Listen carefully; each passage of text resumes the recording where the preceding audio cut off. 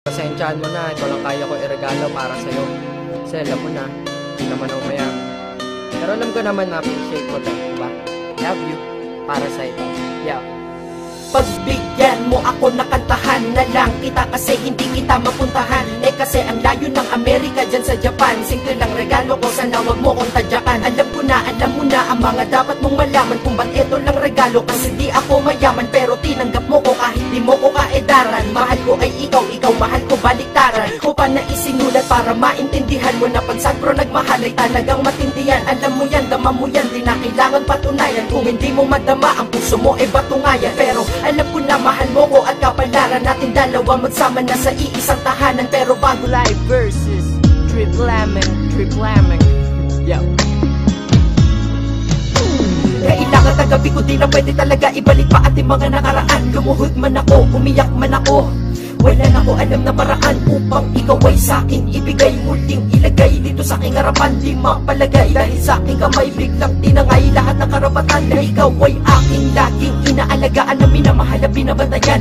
Ngayon ang dating sa ating maligayang araw ay naglaho at di na maganda yan. Bakit ba ganito? Bakit ganito? Ano ba talaga ang nangyari sa ating dalawa?